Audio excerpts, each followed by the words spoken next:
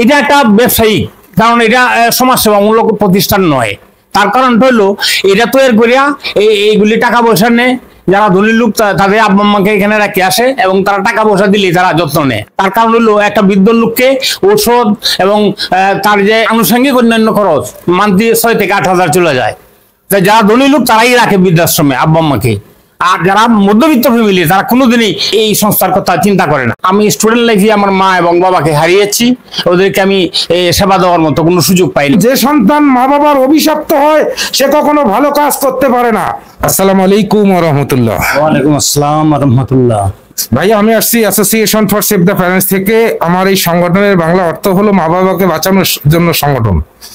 তো বাংলাদেশে যেভাবে বৃদ্ধাশ্রম তৈরি করার একটা যে হিরিক লেগে গেছে, এইভাবে যদি কন্টিনিউ বৃদ্ধাশ্রম হতে থাকে আগামী 50 বছর পর প্রতিটি মা বাবাকেই প্রটোকলের মধ্য দিয়েই বৃদ্ধাশ্রমে যেতে হবে, মানে কালচারগত প্রক্রিয়ার মধ্য দিয়েই যেতে হবে। তা আমরা আসছি আপনার কাছে এ বিষয়ে কিছু তথ্য নেওয়ার জন্য। যদি আপনি আপনার পরিচয়টা দিয়ে আমাদেরকে এ বিষয়ে একটু উপকৃত করতেন ইনশাআল্লাহ। আমি অ্যাডভোকেট মঞ্জুরুল ইসলাম, ঢাকা জজ কোর্ট। আমি ঢাকা জজ কোর্টে বিগত 35 বছর যাবৎ ক্রিমিনাল প্র্যাকটিস করি। এখন প্রশ্ন হলো যে বাংলাদেশের প্রেক্ষাপটে আমরা পেপার পত্রিকা খুললে দেখি যে পিতাকে বৃদ্ধাশ্রমে দিয়ে আসে, তার মাকে বৃদ্ধাশ্রমে দিয়ে আসে, প্রচুর সম্পদের মালিক, আমেরিকা থাকে, বাংলাদেশের গার্মেন্টসের মালিক এবং অনেক ধনী লোক যারা আছে আর কি, তারা তার মা বাবাকে বৃদ্ধাশ্রমে দিয়ে আসে, কোনো খোঁজ খবর রাখে না। এই যে অবস্থা বাংলাদেশের প্রেক্ষাপটে আর কি, এটাকে কিভাবে রোধ করা যায়, এটি হলো সংস্থার প্রধান মূল উদ্দেশ্য। তো উদ্দেশ্যটা অত্যন্ত সুন্দর এবং সাবলীল। আমরা চেষ্টা করব যাতে ওই সংস্থাকে কিভাবে সাহায্য সহযোগিতা করে এবং সুন্দর একটা রাস্তা বাইর করা যায়, যাতে পিতামাতাকে এইভাবে আর জীবনযাপন করতে না হয়, সুন্দর জীবনযাপন করতে পারে। এই ব্যবস্থা করার জন্য আমরা এই সংস্থাকে অত্যন্ত ধন্যবাদের সাথে আমি জ্ঞাপন করছি। আপনি আপনার মা বাবার কততম সন্তান? আমি মা বাবার 6ষ্ঠতম সন্তান। আপনি আপনার মা বাবাকে কেমন দেখতেন? আমি আমার মা বাবাকে খুব আদর করতাম। আমি স্টুডেন্ট লাইফে আমার মা এবং বাবাকে হারিয়েছি, ওদেরকে আমি সেবা দেওয়ার মতো কোনো সুযোগ পাইনি। আপনার বাবার এমন কোনো স্বপ্ন ছিল যেটা আমি বাস্তব করতে পেরেছেন? হ্যাঁ, আমি বাস্তবে রূপ দিতে পেরেছি। আমার আব্বার ইচ্ছা ছিল একজন সফল আইনজীবী হিসাবে গড়ে তোলা আর কি, কিন্তু আমি আমার আব্বাকে এটা দেখাইতে পারি নাই। উনি মারা গেছেন 1982 সনের 16ই ডিসেম্বর। আমি আইনজীবী হিসাবে আত্মপ্রকাশ করছি 1985 সনে, কিন্তু আব্বা মা দেখে যেতে পারেন নাই। হায়ার এডুকেটেড যেমন অ্যাডভোকেট, পুলিশ, ডক্টর, এদের সন্তানরাই কোনো একদিন মা বাবাকে শেষ বয়সে এসে নির্যাতিত করতেছে। পরে রিপোর্ট দেখা যায় যে এদের সার্বিক জীবনে এরা নিজের জীবনটাকে অনেক অনিয়মের মধ্যে ফেলছে। আপনি আপনার ওকালতি জীবনে আপনার কি মনে আছে যে আপনি আপনার জীবনকে এরকম অনিয়ম কোনো কিছু করেছেন বলে আমাদেরকে জানাবেন? না, আমি আমার জীবনে আমার প্র্যাকটিস লাইফে আমি এই ধরনের কোনো অনিয়ম করি নাই। আর যদিও অনিয়ম দেখেছি আমি এগুলি প্রতিরোধ করার চেষ্টা করেছি। আমি আমার প্র্যাকটিস লাইফে অনেক লোককে আমি দেখেছি, অনেক যে আমাদের ঢাকা কোর্টের একজন বিজ্ঞ জজ সাহেব তার মাকে কুলে করে ভাত খাওয়াইতেছে, এটাও ব্যাপারে আসছে উনি কিভাবে তার আব্বা আম্মাকে যত্ন করতেন। এবং আমাদের আইনজীবীরাও তাই করেন এবং ডাক্তার যারা আছে আর কি, তারা কর্মজীবনে খুব ব্যস্ত থাকেন আর কি, তারা আব্বা আম্মার প্রতি যেন যত্ন নেন এবং সুন্দরভাবে পরিচালনা করতে পারেন, এই ব্যাপারে আমি ওদেরকে দৃষ্টিপাত করার জন্য অনুরোধ করছি আর কি। এই মা বাবা বাঁচা আন্দোলন এটাকে আপনি কতটুকু যৌক্তিক বলে মনে করেন? এটা অত্যন্ত যুক্তিসম্মত। তার কারণটা হইলো এই যে আমাদের সমাজে যে অবস্থা চলতেছে আর কি, দীর্ঘ 50 বছর পরে দেখা যাবে যে বৃদ্ধ পিতা মাতাকে তারা এই বৃদ্ধাশ্রমে রাখবে আর কি। এটাকে যাতে প্রতিরোধ করা যায়, এই সংস্থার হলো মূল উদ্দেশ্য হলো এটা। আচ্ছা, বাংলাদেশে একটা মহল, প্রভাবশালী মহল, যে বৃদ্ধাশ্রম তৈরি করার যে একটা মানে উৎসাহ মেতে গেছে বাংলাদেশে, এই বিষয়টা আপনি কিভাবে দেখবেন? এটা একটা ব্যবসায়িক, কারণ এটা সমাজসেবামূলক প্রতিষ্ঠান নয়।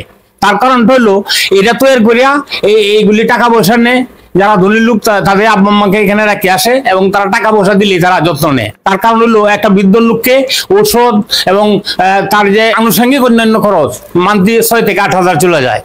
যারা ধনী লোক তারাই রাখে বৃদ্ধাশ্রমে আব্বা আম্মাকে, আর যারা মধ্যবিত্ত ফ্যামিলি তারা কোনোদিনই এই সংস্থার কথা চিন্তা করে না। কিন্তু এই কালচারটা যদি কন্টিনিউ হতে থাকে আগামী 50 বছর পর বাংলাদেশের অবস্থা কোথায় যাবে বলে আপনি মনে করতে পারেন? আমি মনে করি যদি 50 বছরের অবস্থা চলে আর কি, তাহলে বৃদ্ধাশ্রমে মানুষ ভরে যাবে এবং কোনো লোকেই তার আব্বা আম্মাকে যত্ন সহকারে বাসায় রাখবে না, বৃদ্ধাশ্রমে দিয়ে আসবে।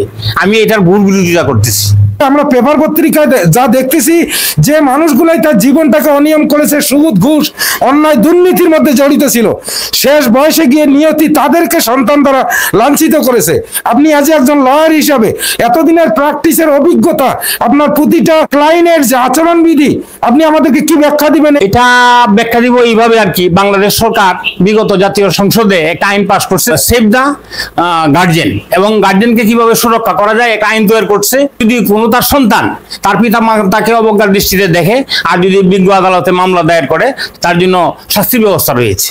আচ্ছা, আমাদের দুটো ডায়লগ আছে। একটা ডায়লগ হলো আপনি আপনার মা বাবার জন্য যতটুকু করেছেন আপনার সন্তান আপনার জন্য ঠিক ততটুকুই করবে। প্রশ্নের উত্তর আপনি কিভাবে দিবেন? এটা ব্যাপারটা হইলো অর্থনৈতিক অবস্থার কারণে হইলো বাংলাদেশের পরিবারগুলি দিন দিন বিচ্ছিন্ন হয়ে যাচ্ছে। আগে একান্নভুক্ত পরিবার ছিল, এখন সেই একান্নভুক্ত পরিবার বলতে গেলে নাই। এটা হলো একটা সামাজিক অবক্ষয়। এবং যদি একটা ফ্যামিলিতে 4 ভাই থাকে, ওদের মত থাকে 4 ধরনের, কাজেই সংসারটা এইভাবে টিকে না, প্রত্যেকের জীবনধারায় চলাফেরা করে। এটা দীর্ঘ প্রায় স্বাধীনতা সংগ্রামের পর থেকে চলে আসছে। স্বাধীনতা সংগ্রামের আগে এই যৌথ পরিবার ছিল, যৌথ পরিবার আস্তে আস্তে বিলীন হয়ে যাচ্ছে অর্থনৈতিক অবস্থার কারণে। আচ্ছা, একজন মায়ের পেটে ভাই 1000 ভালো বন্ধুর চেয়ে উত্তম, এটার কি উত্তর দেবেন? এটা মার পেটের যে ভাই ভালো বন্ধু, এটা সঠিক কথা, কিন্তু ঘটনার প্রেক্ষাপটে এবং সম্পত্তির লোভে অনেক সময় ভাইকে ভাই খুন করে, এবং সন্তান তার মাকে খুন করে, এবং তার পিতাকেও খুন করে। আমরা পেপার পত্রিকায় দেখছি এবং মামলা পরিচালনা এই ধরনের করি, আমরা দেখি সমাজের এই অবস্থা। এটা সামাজিক একটা অবক্ষয় এবং অর্থনৈতিক মন্দার কারণে এই ধরনের অবস্থা বাংলাদেশে অহরহ ঘটতেছে। আচ্ছা, আলহামদুলিল্লাহ। পরিশেষে association for save the parents সম্পর্কে মা বাবা বাঁচাও আন্দোলন আমরা যে সংগ্রাম করতেছি, এ ব্যাপারে আপনি কি বলবেন প্লিজ? এটা একটা সুন্দর উদ্যোগ নিয়েছেন বাংলাদেশে, কারণ এই সুন্দর উদ্যোগকে আমি স্বাগত জানাই। তার কারণ হলো আমাদের বাংলাদেশের যে অবস্থা চলতেছে অর্থনৈতিক মন্দার কারণে, ভবিষ্যতে কোনো গার্জেনকে বাসায় পাওয়া যাবে না, প্রত্যেকেই চলে যাবে বৃদ্ধাশ্রমে। কাজেই এই যে উদ্যোগ নিয়েছেন, এই উদ্যোগকে আমি স্বাগত জানাই। আপনারা ভবিষ্যতের জন্য এটা ফলপ্রসূ হইতে পারেন, আমি আমার তরফ থেকে সার্বিক সহযোগিতা করব।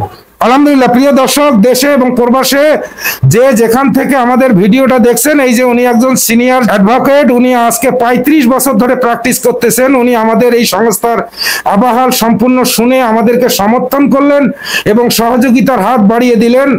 আজকে আমাদের মূল বক্তব্য হলো, যদি আমি আমার মা বাবাকে বৃদ্ধাশ্রমে দেই, আমার সন্তান আমাকে বৃদ্ধাশ্রমের চেয়ে বড় জায়গায় দেবে। তা কন্টিনিউয়াস যদি এটা হতে থাকে, এখন থেকে 3টা জেনারেশন পর এই বাংলাদেশটা একটা ধ্বংসের মুখে হয়ে যাবে।